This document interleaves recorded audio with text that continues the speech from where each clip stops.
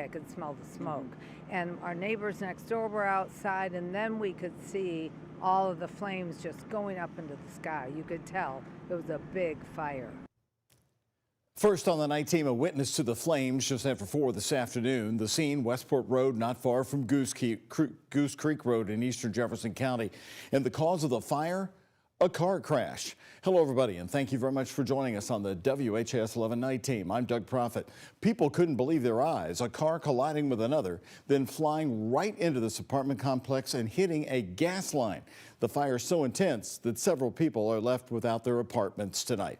We want to bring you a live update from the scene right now. WHAS 11's Jose Alonso and photojournalist Levi Hammer are back at the scene. And Jose, you were there all afternoon. What are you hearing about any possible injuries? Doug, officials are saying that no one who lives inside this apartment building was hurt. And I want to show you another live pic here. Now that night has fallen on this structure, you can clearly see the remains after a large fire, from the windows being knocked out to a majority of this roof collapsing in on itself. Officials saying everyone got out safe. The only injuries to report here along Westport Road are those from the car crash that ignited those flames. Firefighters rushing to an apartment complex on Westport Road in the East End to tame these large destructive flames captured on camera by a witness and WHAS 11 viewer. We were on the way to a restaurant to get something to eat, and we were trying to turn, and we saw the flames, and we just stopped. We were just dumbstruck. The flames spread unbelievably fast. It started to engulf the entire front of the building. It was horrific. I've never seen anything like it in my life. St. Matthews Fire Chief Nick Clark says it was a chain reaction. This vehicle first T-boned another car near Langdon Drive in Westport, then veered into the apartment complex where it hit a gas meter, triggering the fire. The heat from whatever happened in that car wreck caused that car to catch on fire, and then that immediately feeds into the building. So you've got a gas-fed fire that is feeding into now what is a combustible structure, and it got such a quick head start on us. So we were here in a minute, and it took us around 50 people to get this fire under control in an hour. So you're talking about a really unusual situation for us. This picture taken by a neighbor down the street shows the towering flames in front of the vehicle. Well, I was wondering how anybody got out of that, without being seriously hurt. It's terrible, horrible, horrible. I'm just feeling for all the people that live in that building that have lost their homes, especially a week before Christmas. It's heartbreaking. The American Red Cross saying a total of 24 units at Rolling Hills Apartments were impacted by this fire. With cleanup underway and the flames put out, there's still a lot of concern for the people who just lost their home. And then you think about the lives and everything that people own, and it's Christmas time, and everything, their medications, everything for their life is in there. The Red Cross telling us that they've been in contact with the landlord and with the individuals impacted by this fire. They say the landlord is working on getting those who lost their homes tonight into new units. Reporting live in East Louisville with photojournalists Alyssa Newton and Levi Hammer, I'm Jose Alonso, WHAS 11 Night Team, on your side.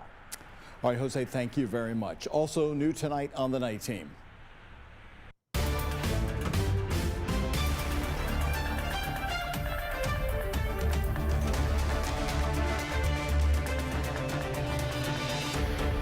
Let's just be honest, those numbers, we just kick some ass. Also happening tonight, election night, the special election for one large district in southwest Jefferson County. Low voter turnout on this cold December Tuesday, but a decisive victory for Democrat Gary Clemens. The race for Kentucky's vacant 37th Senate district seat was called for Clemens just an hour after the polls closed at 6 o'clock tonight. Clemens, an Army veteran and local labor union president, defeated Republican Calvin Leach and the Libertarian Wendy Higdon. Clemens winning 73% of the vote, Leach with 25%, Higdon with 2% tonight. Now, here's a look at Kentucky's 37th Senate District. You can see from the map, we're talking about a pretty large area of southwest Jefferson County, which includes Shively, PRP, Valley Station, and even some part of Fairdale. Well, the special election drew a low 7% turnout with cold weather and Christmas just days away. Just about 5,200 voters casting their ballots. Regardless, this seat matters, with 2026 being a budget year for Kentucky. WHAS11's political reporter Isaiah Kim Martinez and photojournalist Levi Hammer are reporting from Louisville's South End. A special election night victory for Louisville Democrat Gary Clemens, with a small voter turnout but a landslide win after more than 5,000 votes were cast. The local labor union president is now set to represent Southwest Jefferson County in the Kentucky Senate, dominated by Republicans. I know it's going to be hard. You know, obviously, I keep hearing we're outnumbered, but by God, everybody in this room has been outnumbered a time or two in our life, so we'll prevail. Clemens winning 73% of the vote in a sprint of a 2-month race for the state Senate seat left open by popular Democrat David Yates, in a district Democrats have won for years. It's the same district where Kamala Harris beat Donald Trump by 5 points in last year's presidential election. Clemens defeating Republican Calvin Leach by nearly 50. There's a movement going on right now that resonates with working people. Clemens, who leads the Louisville chapter of the United Steelworkers, says he's going to represent the working class in Frankfort, starting with next year's budget session. He pledges to work to bring back funding for the South End. The money needs to come to that district that's needed. Medicaid will be a major issue for state lawmakers in 2026, figuring out how to adjust its budget after funding cuts on the federal level. Some Republican leaders have said they'll take a closer look at who's eligible, especially in the expansion population. We asked Clemens for his stance. Hopefully we don't touch it. It needs to be there for everybody. I will fight as hard as I can to make sure that that's not touched. It shouldn't be touched. The political newcomer got the support of Governor Andy Beshear, along with influential groups like the Fairness Campaign, a prominent LGBTQ+ advocacy group. Executive Director Chris Hartman was at Clemens' victory celebration. At one of the polling locations, Beth Troy, who voted for Clemens, told me that protecting trans rights is a top issue for her. That's a big motivator for me, just treating people as human beings. I asked Clemens about that. Will you fight for trans rights in Frankfort? I would say that, I fight with everybody the same.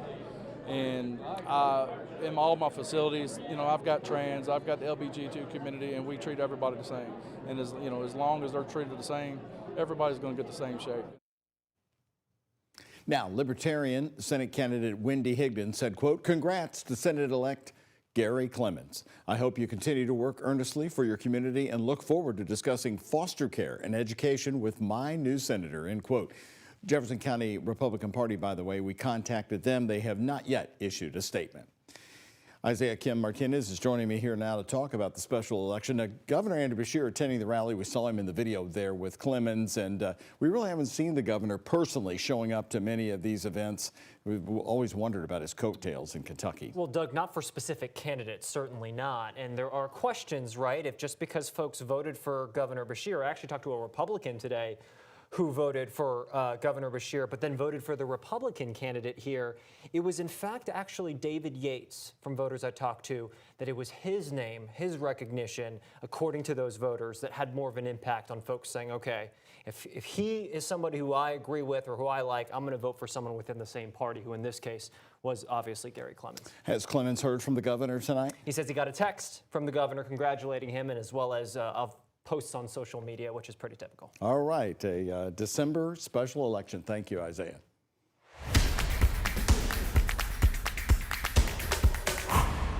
Happening tonight, WHAS 11 News is in Knoxville, Tennessee tonight. We're covering the Louisville Cardinals as they took on the Volunteers of Tennessee. Tennessee ranks below Louisville in the AP Men's College Basketball Top 25 poll. Our sports director, Ken Spencer, is here now to take you through our coverage. Hey, Doug. Yeah, number 11 versus number 20. It was announced about 15 minutes before tip-off the Cards would be without superstar freshman Michael Brown Jr. tonight, who was out with a lower back injury. Now, both coaches knew this game would be about physicality and who could impose their will. Tennessee lived in the paint in the first half. Vols used a 14-2 run to take control. Overall, Louisville was outscored in the paint 42-30. However, the Cards trailed by just 7 at the half. Second half, Tennessee found their range from beyond the arc. Vols were 7 of 18 from deep. On the flip side, Louisville just 7 of 34. Bench points, Tennessee 34, Louisville 3.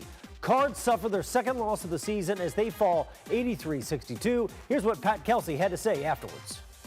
We got gritty, tough dudes that fight. I don't know, it's hard after the game sometimes without watching the tape, but when you look at second half defense of them scoring at over 1.4 per possession, you could really point to every single aspect from a defensive standpoint that we weren't good enough.